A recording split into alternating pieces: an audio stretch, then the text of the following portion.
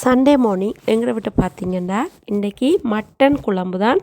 வாங்க குயிக்காக ஈஸியாக எப்படி செய்கிறதுன்றது காட்டுறேன். மட்டன் குழம்புக்கு ஒரு மசாலா ஒன்று ரெடி பண்ணுறேன். நான் மல்லியையும் பட்டையும் வறுத்துட்டு பேஸ்ட் பண்ணி வச்சுருக்கிறேன்.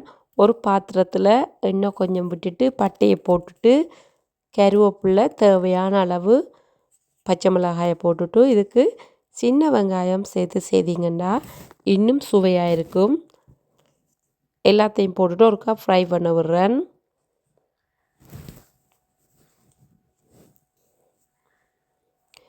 அதோட இஞ்சி பூண்டு பேஸ்ட்டையும் போட்டுட்டு ஒருக்கா கிளறி விட வேணும். இந்த நேரத்தில் ஏற்கனவே வெட்டி கழுவி மஞ்சள் போட்டு வச்சிருக்கிற மட்டனை சேர்க்க வேணும்.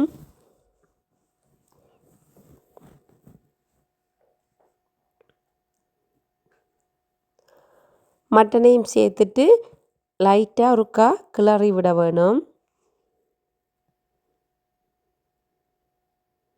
அதோட தேவையான அளவு உப்பு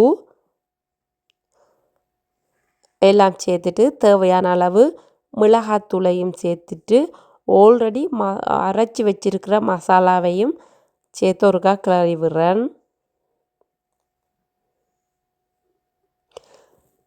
இந்த நேரத்தில் ஒரு தக்காளி பழத்தை நல்லா வெட்டி அதையும் சேர்க்க வேணும். எல்லாத்தையும் லைட்டாக கிளறி விட்டுட்டு ஒரு 2-3 நிமிஷம் அப்படியே மூடி விட வேணும். நல்லா மசாலாக்கள் எல்லாம் ஒன்று திரண்டு நல்ல சுவையான ஒரு மட்டன் குழம்பு